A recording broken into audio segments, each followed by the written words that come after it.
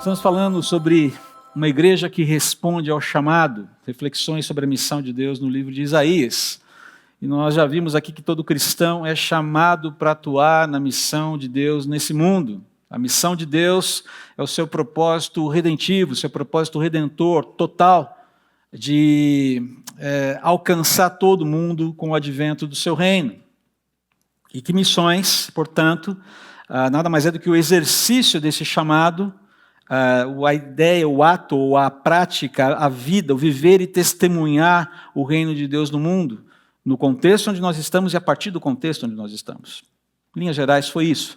Então, eu já massifiquei essa ideia nas 3 primeiras mensagens, eu vou encurtar aqui o ponto. Então, na nossa reflexão anterior, nós vimos que a primeira marca, o primeiro movimento de uma igreja que atende a esse chamado que todo cristão tem, a igreja, ela luta, essa marca é a luta contra a inércia espiritual. Quando a gente fala de inércia, a gente fala de estagnação, de paralisia, de estarmos estacionados.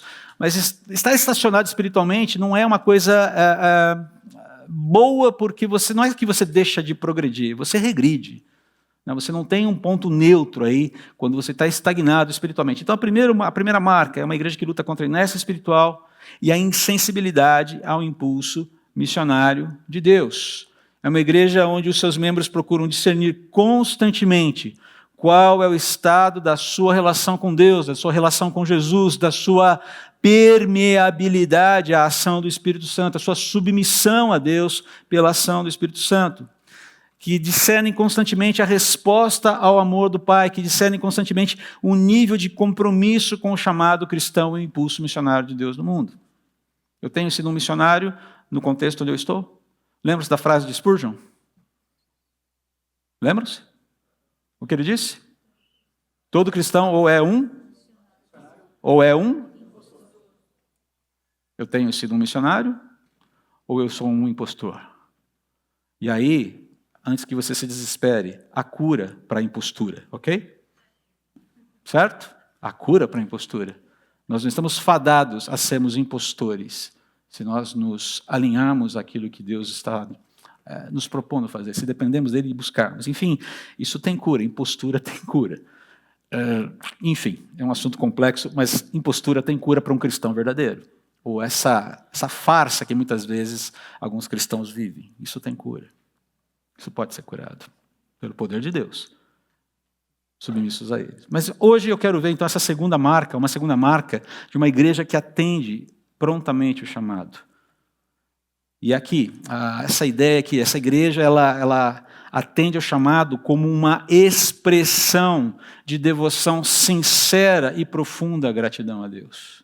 Atender o chamado, então, é expressão de devoção, é expressão de gratidão. Cristãos devotos, sinceramente devotos, cristãos sinceramente gratos, se é que a gente pode usar a redundância do termo aqui, eles atendem ao chamado. É simples assim, é uma questão lógica, faz parte da lógica do reino de Deus. Então quero convidar você a abrir então a sua Bíblia em Isaías, capítulo 6. Acompanhe a leitura do texto. A visão de Isaías e o seu chamamento. No ano da morte do rei Uzias, eu vi o Senhor assentado sobre um alto e sublime trono. E as abas de suas vestes enchiam o templo. Serafins estavam por cima dele, cada um tinha 6 asas, com 2 cobria o rosto, com 2 cobria os seus pés, e com 2 voava. E clamavam uns para os outros, dizendo: Santo, Santo, Santo é o Senhor dos exércitos. Toda a terra está cheia da sua glória. As bases do limiar se moveram à voz do que clamava, e a casa se encheu de fumaça. Então disse eu: ai de mim, estou perdido. Porque sou homem de lábios impuros, e habito no meio de um povo de impuros lábios. E os meus olhos viram o Rei, o Senhor dos exércitos. Então, um dos serafins voou para mim, trazendo na mão uma brasa viva que tirava do altar com uma tenaz. Com a brasa tocou a minha boca e disse: eis que ela tocou os teus lábios, e tua iniquidade foi tirada, e perdoado o teu pecado. Depois disto, ouvi a voz do Senhor que dizia: a quem enviarei? E quem há de ir por nós? Disse eu: eis-me aqui, envia-me a mim. Então disse ele: vai, e dize a este povo: ouvi, ouvi, e não entendais. Vede, vede, mas não percebais. Torna insensível o coração deste povo, endurece-lhe os ouvidos e fecha-lhe os olhos, para que não venha ele a ver com os olhos, a ouvir com os ouvidos e a entender com o coração, e se converta e seja salvo. E aí você já deve estar falando: opa, que história é essa? Calma, a gente vai chegar lá. Então disse eu: até quando, Senhor? Até quando essa situação vai ser mantida? E o Senhor respondeu: até que sejam desoladas as cidades e fiquem sem habitantes, as casas fiquem sem moradores, e a terra seja de todo assolada. Versículo 12. E o Senhor afaste dela os homens, e no meio da terra seja grande o desamparo. Mas, versículo 13, se ainda ficar a 10ª parte dela, tornará a ser destruída, como o terebinto e como o carvalho dos quais, depois de derribados, ainda fica o toco. Assim a santa semente é o seu toco. Eu usei uma versão um pouquinho mais rebuscada aqui, eu sei, que pode fazer com que você tenha algumas conclusões equivocadas. Desculpe-me, aqui eu normalmente faço as minhas marcações na revista atualizada e acabei esquecendo de transferir essas marcações para a nova versão transformadora, que adequa um pouco mais o texto e torna ele um pouco mais claro para a gente. Deus não está destinando ninguém para destruição, porque Ele está sendo caprichoso aqui. O que Ele está falando aqui é o curso natural da rebeldia do povo vai terminar em disciplina. É basicamente essa a questão aqui. Mas eu não quero trazer o enfoque sobre isso imediatamente. Eu quero atentar aqui, em primeiro lugar, para a resposta de Isaías, para a atitude de Isaías, para a postura de Isaías, especialmente nos primeiros versículos do capítulo 6. Note, o eis-me aqui de Isaías, a gente tem falado sobre isso desde a primeira mensagem dessa série, é muito mais do que uma resposta a uma necessidade específica colocada por Deus, queridos. Deus não colocou, inclusive, a necessidade ainda para Isaías. Ele não deu o briefing da missão para Isaías quando Isaías diz: eis-me aqui. O briefing vem depois. Não é interessante isso? Prestou atenção nesse movimento? Primeiro existe a disposição. Depois vem o briefing. Então a pergunta é: por que houve a disposição? O que leva Isaías a dizer eis-me aqui? O eis-me aqui desse homem, o eis-me aqui desse profeta, é uma expressão de submissão total do vassalo ao seu rei, do súdito ao seu rei, como fruto de reconhecimento da legitimidade desse rei, da grandiosidade desse rei, do poder desse rei, da justiça desse rei, da realidade de que esse rei merece toda a minha rendição. Ele é digno disso, a despeito de eu não ser digno. O eis-me aqui, então, no primeiro momento, é rendição absoluta, é rendição total da criatura ao Criador. Eu te pertenço, não adianta, diante dessa situação na qual eu me encontro, negar isso. Eu faço parte do mundo que o Senhor criou, eu faço parte da realidade que o Senhor estabeleceu. Eu estou dentro daquilo que é teu. E por mais que eu levante o punho para ti, eu continuo fazendo parte daquilo que te pertence. Então ele fala: é melhor eu me render. O eis-me aqui, então, em primeiro momento aqui, é rendição absoluta. Eis-me aqui, Senhor. Eis-me aqui. Agora perceba aqui os movimentos dessa rendição. É importante porque nós vivemos numa época em que essa história de aceitar Jesus virou, parece que, uma coisa tão banal, tão banalizada. Aceitar Jesus é como escolher um chocolate na gôndola do supermercado. Virou uma coisa trivial. Eu tenho que escolher uma religião. Então, sabe, as pessoas não entendem o que significa aceitar Jesus. Bom, em primeiro lugar, você aceita Jesus porque você foi aceito, você foi acolhido. O movimento primeiro é dele. Você não está fazendo favor nenhum para Deus em reconhecê-lo como tal. Você não está fazendo favor nenhum para Deus em aceitar Jesus como seu Senhor e Salvador. Entenda isso, você não faz favor nenhum para Deus. Eu não faço. Ele é Deus. E Ele não precisa da sua aprovação. Ele não precisa do seu amor. Ele não precisa do seu carinho. Ele não precisa do seu reconhecimento. Todo o movimento que Ele faz é como expressão de cuidado seu, de amor seu para com a sua criação. Nós precisamos entender que esse negócio de ser amigo de Deus é verdadeiro, queridos. Mas tem muito mais a ver com a amizade de Deus para conosco do que com as nossas respostas em relação a Ele. Então, eu preciso entender o que significa eis-me aqui antes de falar, ou enquanto eu estou falando, ou depois até mesmo que eu já falei. O que resulta essa entrega? Como ela funciona? Então vamos lá, vamos decupar aqui esse eis-me aqui, para a gente entender melhor o que Isaías está fazendo. Primeiro, a gente precisa ler aqui, os versículos 1 a 4, você já tem essa referência.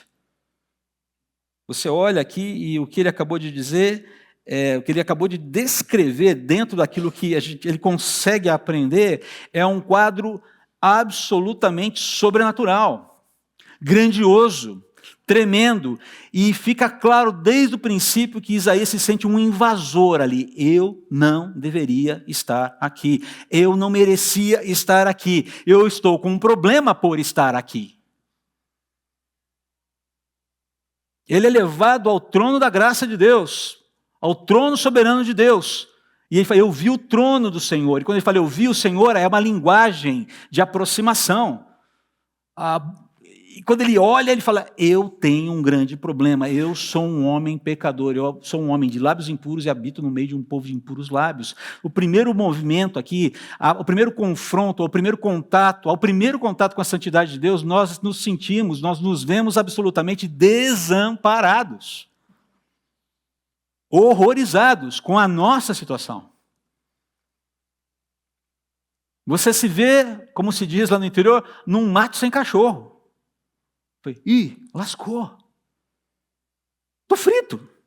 Porque eu estou sendo confrontado com a majestade de Deus, com a santidade de Deus, com a grandiosidade de Deus. E diante disso, eu me vejo na iminência de ser morto, porque eu reconheço diante dessa santidade a minha falta de santidade.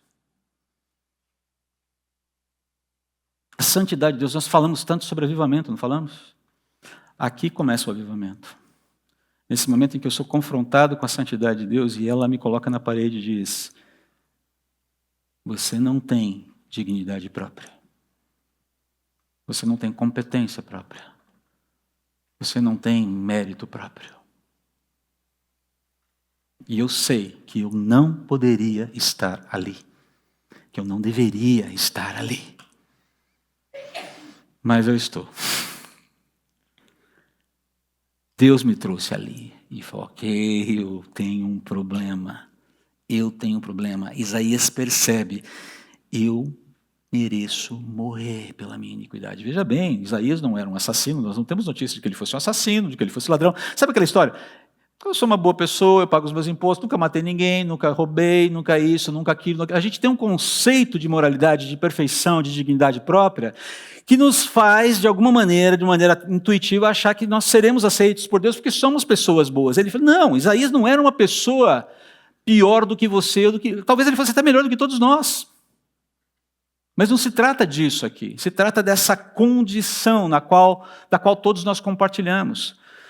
Fazemos parte de uma raça que levantou o punho contra o Senhor lá atrás e disse, eu quero viver do meu jeito, eu não quero a tua interferência na minha vida. E apesar de toda a religiosidade, apesar de todos os ritos, Isaías era um judeu, queridos. Alguém que fazia parte, provavelmente, da corte do reino de Judá. Ele tinha sabedoria de como a religião funciona, o que é preciso fazer, todos os ritos. Com certeza, ele tinha conhecimento disso. Mas no momento em que ele é, de fato, confrontado pela presença de Deus, ele fala, eu não mereço estar aqui, estou perdido. Se não fosse pela graça do Senhor, nós não poderíamos nos apresentar diante dele, essa é a grande verdade. E eu preciso sempre lembrar disso. Eu costumo dizer, eu não estou aqui porque eu sou melhor do que ninguém. Não sou, na verdade, talvez, se nós formos fazer um escalômetro, uma escala, vamos parar de confundir, de criar neologismos aqui no púlpito, né? Se a gente fizer uma escala de valores, de competências, temperamento, de postura, tá? Provavelmente você é muito melhor do que eu. E está tudo bem. Mas a questão não é essa aqui. A questão é que no que diz respeito à santidade, ao caráter santo de Deus, nenhum ser humano serve depois da queda. Nenhum. Temos um problema. Se não formos aceitos por aquele que é santo, não há como termos comunhão com ele. É isso que Isaías está falando. Sou um homem de lábios impuros e vivo no meio de um povo de impuros lábios. Essa capacidade de reconhecer a sua própria miséria, queridos, é essencial para quem quer dizer, eis-me aqui. Essa capacidade de reconhecer a sua indignidade é necessário para quem quer dizer, eis-me aqui. Essa capacidade de olhar para si mesmo e dizer, eu não tenho em mim os méritos, é necessário para quem quer dizer, eis-me aqui. Aí você fala, nossa, André, mas caramba, é só para baixo, é só para baixo? Não, não é só para baixo. A questão toda é para que eu possa usufruir da santidade de Deus, da graça do Senhor, do favor do Senhor, eu preciso reconhecer onde estou. Eu preciso reconhecer o grau do meu atoleiro. Eu preciso entender quem de fato eu sou e quais são as minhas disposições. Eu preciso olhar para o espelho e dizer, ok, Senhor, deixa eu ver quem de fato o André é aqui. E parar de maquiar a verdade.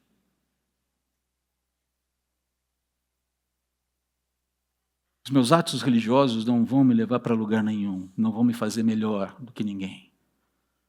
Não é porque eu sou um pastor de igreja que sou melhor do que você, que a minha oração funciona mais do que a sua. Na verdade, sobre mim pesa uma responsabilidade ainda maior, de buscar ser, em primeiro lugar, aquilo que eu estou pregando. E acreditem, queridos, o desafio não é pequeno. E aí é a graça que vai resolver a equação.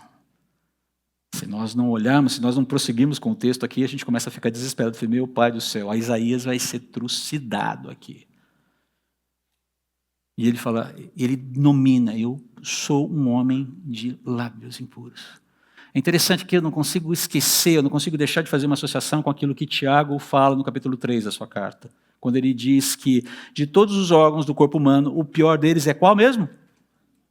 Qual mesmo? Essa coisinha aqui no meio dos dentes. Por que a língua é terrível, é um bichinho peçonhento? Por quê? Porque ela verbaliza, ela materializa as más inclinações do coração. Não é verdade? Fofocas, maledicência, falso testemunho. O que mais? Desencorajamento. Enquanto eu estou falando para você que, Senhor, será que a minha língua está funcionando bem ou está funcionando mal? Porque eu preciso ir no ponto, eu preciso chegar no ponto, mas eu preciso também comunicar esperança para os meus irmãos. E a esperança, está cheio de esperança aqui, ok? Mas a gente não pode deixar de passar pelo lado, the dark side of the force. O lado negro da força, se você quiser. Brincando aqui um pouquinho com essa... Bom, deixa para lá, você sabe que eu sou nerd. E para tentar trazer um pouquinho de leveza nesse momento aqui. Queridos, o fato é que nós... Parece que Isaías vai no ponto. E talvez ele tenha visto aquilo que é mais complicado na vida dele. Não é só o falar, mas a questão de, muitas vezes, a nossa prática cultica soar como palavras vazias para Deus. O nosso viver soar como palavras soltas ao vento que não tem nenhum lastro consistente de vida. O nosso falar não condiz com o nosso viver. Basicamente existe esse movimento aqui, parece. E é interessante, estou perdido.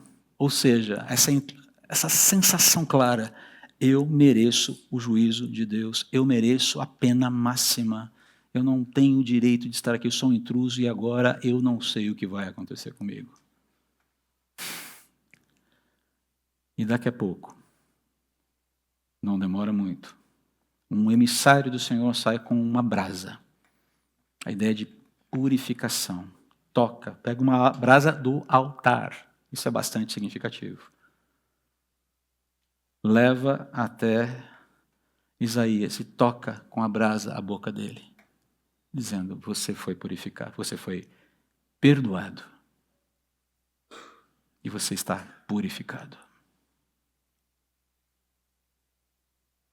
Você tem o direito agora, concedido pelo Pai Celestial, de estar nesse lugar. É pelos méritos dele, é pelo favor dele, é pela graça dele que você pode permanecer aqui. E ouvir tudo o que vai acontecer daqui para frente. Primeiro ponto, então, que nós precisamos aqui é, ele foi impactado pela santidade de Deus. Mas não para por aí. Discerniu sua condição trágica diante de Deus. No versículo 5. Foi graciosamente acolhido, perdoado e purificado pelo Senhor. E aí sim, queridos, cheio de gratidão, cheio de gratidão pelo amor de Deus, pelo cuidado de Deus, pela atenção não merecida que Deus dá para ele, prontamente ele responde à convocação um tanto quanto enigmática de Deus diante do seu conselho divino. Perceba, essa é uma cena celestial, é uma cena grandiosa, com serafins voando. Há ali uma percepção, Isaías não descreve, mas há uma percepção ali de que o conselho divino está reunido. E de que Deus está dialogando com esse conselho divino. E, de repente, uma pergunta é feita. A quem enviarei? Quem há de ir por nós? A pergunta é enigmática porque, em grande medida, a grande promessa de envio do livro de Isaías se refere ao servo do Senhor. Essa é a grande promessa do livro de Isaías. Há uma promessa que vai ser feita, o servo do Senhor, que o Senhor enviará para cumprir os seus propósitos. Num primeiro momento, essa associação é feita com Israel, com o povo de Israel. Mas à medida que você vai lendo, vai estudando os textos, você percebe que há especificidades ali que, com todo respeito ao povo de Israel, com todo respeito aos judeus, o povo em si não se encaixa nessas descrições perfeitamente. Isaías 52, 53, um exemplo. Nós vamos estudar esse texto ali para frente. Você conhece bem, nós já o lemos em várias ocasiões aqui. Então, no primeiro momento, nós precisamos entender que essa convocação, a quem enviarei, ela está prefigurando, de alguma maneira, a própria vinda do Messias. E essa pergunta feita para todo o conselho divino, a qual Isaías diz, eis-me aqui, em alguma medida, vai ser respondida de maneira muito mais ampla, de maneira definitiva, pelo próprio Filho, pelo próprio Senhor Jesus. Ele é quem vai dizer, eis-me aqui, envia-me a mim, de maneira definitiva. Isaías tem um ministério que prefigura, de alguma maneira, o comissionamento de Isaías prefigura, de alguma maneira, e em grande medida, o ministério do próprio Senhor Jesus, que vai ocorrer 7 séculos depois. E se você olhar o briefing da missão, você vai perceber que não vai ser muito diferente do que Jesus vai enfrentar depois. Na verdade, Jesus vai enfrentar muito mais tiro, pancadaria e bomba do que Isaías. Se você está assistindo a série The Chosen, e você chegou na temporada 4, a fervura começou a aumentar, não começou? Quem está assistindo aqui? Quem tem acompanhado? Poucos têm acompanhado. Eu recomendo que você assista, com todos os filtros possíveis e imagináveis, entendendo que aquilo se trata de uma obra aberta, você tem lá uma série de adequações. Então, Não é que aconteceu exatamente daquele jeito, mas os eventos principais estão ali, sem nenhum problema. A fervura está aumentando. Elaine e eu hoje vamos ao cinema à tarde. Nossa, cinema no domingo, pastor, pode? Pode, sem problema algum. Pode comer, assim, a crente pode dar ovo de Páscoa? Pode dar ovo de Páscoa, sabendo que o coelho não bota ovos, e que o símbolo máximo da Páscoa não é um coelho reprodutor, tá? Tá valendo, ok, dê o ovo de Páscoa, não tem problema, e vida que segue, tá? Sem crise com isso. Assim como você pode montar a árvore de Natal também. Jesus não nasceu no dia 25 de dezembro, nasceu? Não nasceu, ele nasceu no período da Páscoa, em abril. Tá bom? E agora? Continua comemorando no dia 25, monta a sua árvore, fiquem felizes, cante os hinos de... Sem crise por causa disso. Mas o fato é que nós vamos assistir, e hoje o que vai acontecer é justamente aquele momento em que Jesus entra em Jerusalém. Depois que ele entrou em Jerusalém, ele foi saudado daquela maneira impressionante ali na entrada. Mantos e palmas espalhando vai, o povo alegre de Jerusalém. Lá bem ao longe se começa a ver o Filho de Deus que montado vem. Enquanto mil vozes ressoam por aí, Hosana é o que vem em nome do Senhor. Com um alento de grande exclamação prorrompem em voz triunfal. E uma semana depois vão matar o cordeiro. Uma semana depois vão matar o cordeiro. Aquela profusão de alegria. O servo chegou, o Messias chegou. Salve-nos, filho de Davi. Hosana é um clamor, você sabe disso. Salve-nos agora. Salve-nos. Ok, essa é a missão. Mas a exemplo do que vai acontecer com Isaías, o povo não vai ouvir, não no primeiro momento. Esse é o problema. Isaías não sabe os detalhes do que Deus lhe pedirá quando se prontifica para a missão. Ele só vai descobrir os desdobramentos da missão depois que aceitou, muito diferente do filho que sabe dos desdobramentos da missão antes da fundação do mundo. Jesus sabe exatamente tudo o que ele vai ter que passar antes do haja luz. Como assim? Se você quiser, a gente pode conversar um pouquinho sobre isso. Mas você acha que antes do haja luz já não havia uma compreensão clara do que iria acontecer em toda a história? Se Deus não está preso ao tempo, se nessa instância em que só Deus é, tempo é uma variável, as decisões que ele toma não são sujeitas a causa e consequência, causa e efeito dentro da história, dentro dessa linearidade da história na qual nós estamos presos. Nós lidamos com causa e efeito. Somos seres contingenciais, infelizmente a vida é assim. Eu não controlo tudo, você não controla tudo. Aliás, a gente controla muito pouco. Ele não. É grande demais, eu sei, e eu não consigo absorver tudo o que isso significa. Toda a potência disso. Os filósofos gregos falavam que Deus é Deus, não o Deus da Bíblia, Deus. Precisa haver uma mente criadora, um ser todo-poderoso que é ato puro, que não causou nada, que não é causado, mas é o causador de todas as coisas. Isso é Aristóteles.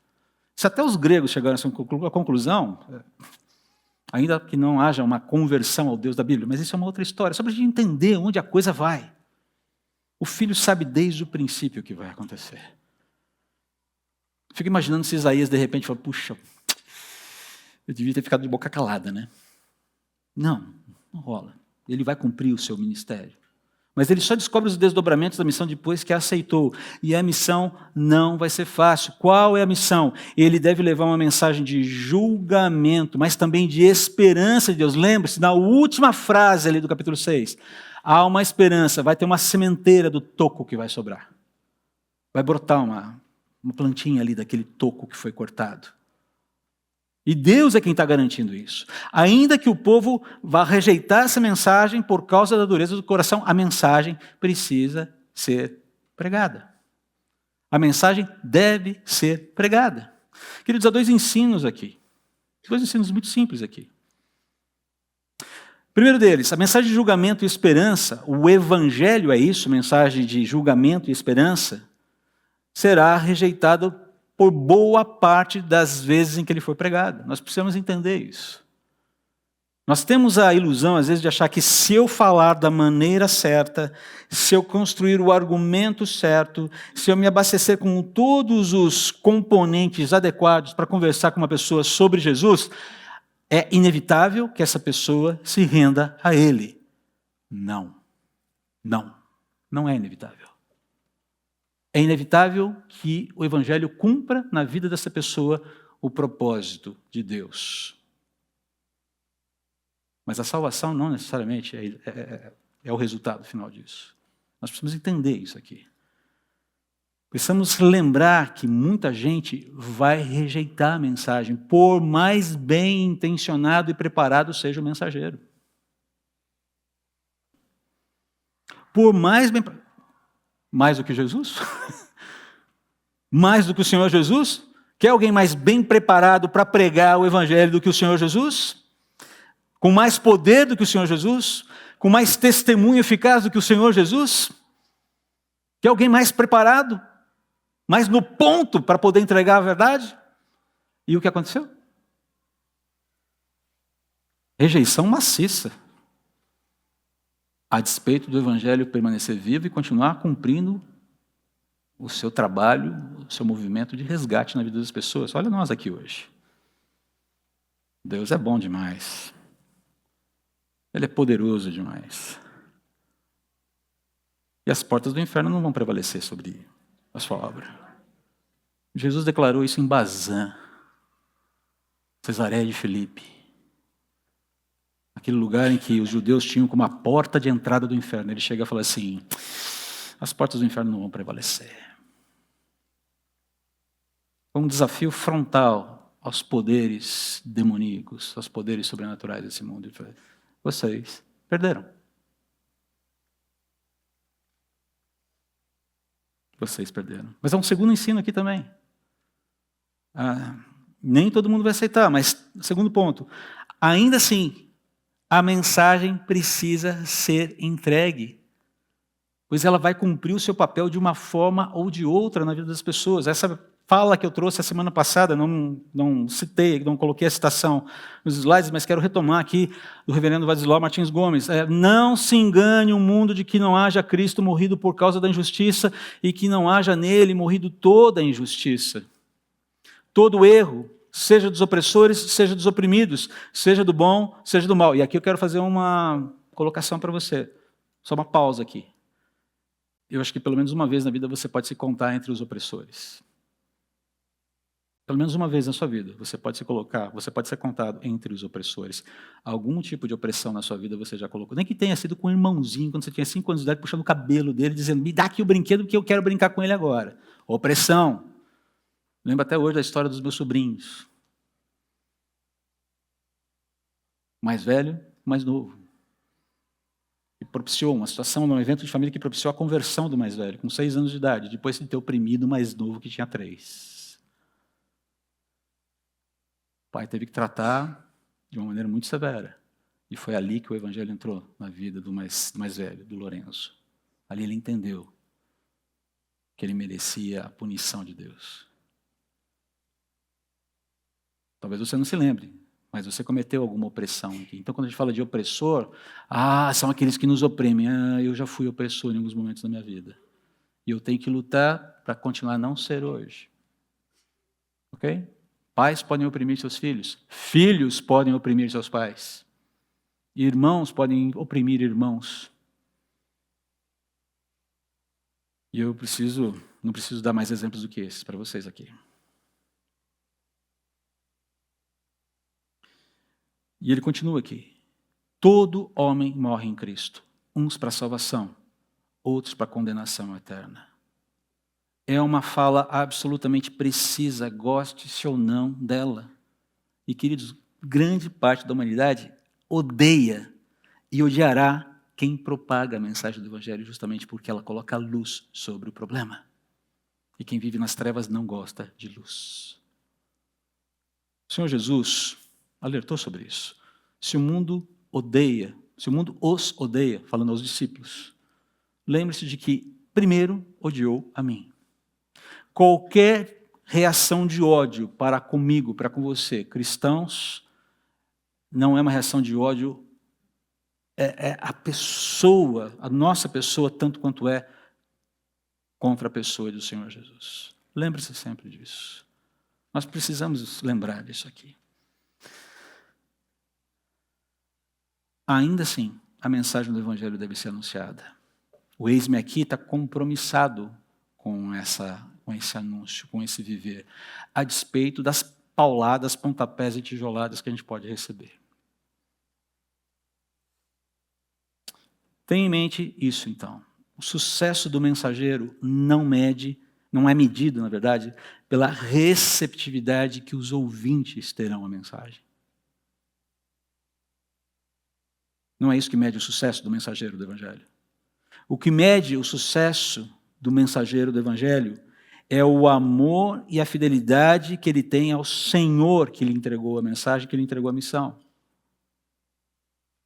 O sucesso do mensageiro é medido pela convicção que ele tem sobre o valor da mensagem que ele porta. O sucesso do mensageiro é medido pela integridade e fidelidade com a qual ele comunica essa mensagem, sem distorcê-la, sem alterá-la, sem maculá-la. É isso que mede o sucesso de quem entrega a mensagem, de quem diz, eis-me aqui, envia-me a mim. O pensamento de Agostinho é muito interessante sobre isso. Ele diz o seguinte, dê-me um homem apaixonado. Ele sabe o que eu quero dizer. Dê-me alguém que anseie, dê-me alguém que esteja com fome, dá-me alguém que esteja longe neste deserto, que tenha sede e suspire pela primavera da pátria eterna. Ele está falando de sede de Deus, de desejo de andar com Deus. Dê-me esse tipo de homem, ele sabe o que eu quero dizer. Mas se falo com um homem frio, ele simplesmente não sabe do que estou falando. O engajamento, esse calor, esse que queima no peito pelo engajamento, no engajamento com o Senhor, tem a ver com esse apaixonar-se constantemente pelo seu Senhor. Nós vivemos numa época de muitas distrações. O tempo todo nós estamos sendo distraídos do verdadeiro propósito de estarmos nesse mundo. Nós precisamos entender quais são as distrações que precisam sair da minha vida. Recentemente uma pessoa aqui da igreja deu um testemunho muito interessante, dizendo assim, eu estava gastando tempo demais nas redes sociais. E entendi que aquilo estava tomando meu tempo, estava tomando a minha paz, estava tomando um espaço dentro da minha vida que não estava legal. Eu limei. Paguei o aplicativo do celular. E sabe o que é mais interessante? Não está fazendo falta. Olha que coisa. O que pode ser limado da sua vida que te impede de cumprir o eis-me aqui? Eu já tenho uma lista lá em casa para mim. A minha lista está... Eu preciso colocar em prática. Eu falei, Senhor, isso aqui precisa sair da minha vida. Algumas coisas vão dar mais trabalho para sair. Mas algumas coisas são dispensáveis imediatamente. O que precisa sair? Percebe? Para que eu comece a ser sensibilizado pela presença doce de Deus. Queridos, o engajamento com a missão de Deus, atender ao chamado, não se trata de cumprir tarefas, mas de apresentar a um mundo sem amor um Deus que é o próprio amor. Qual é o desafio para nós, queridos, aqui? O segundo desafio. Nós precisamos cultivar um coração e uma vida sinceramente dedicados e gratos a Deus pelo seu acolhimento, pelo seu perdão, pelo seu favor e oportunidade de servi-lo. O eis-me aqui vai ser uma consequência disso.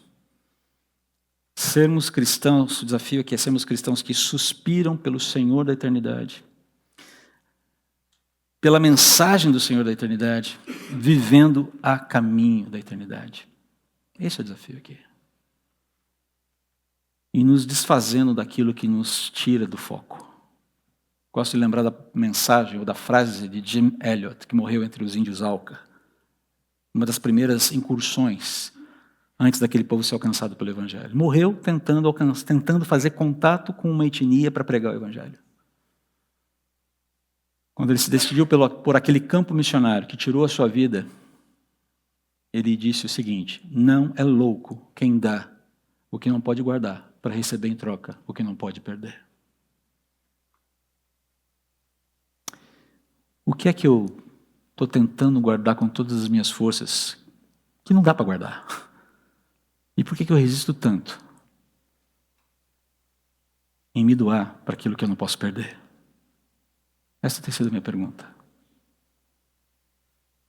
Por que você resiste tanto em abrir mão do que você não pode guardar? E não se rende de vez, para valer, aquilo que você não pode perder? Essa matemática não fecha, André. Renda-se. E quando eu disser, eis-me aqui, que seja para valer. Vamos orar.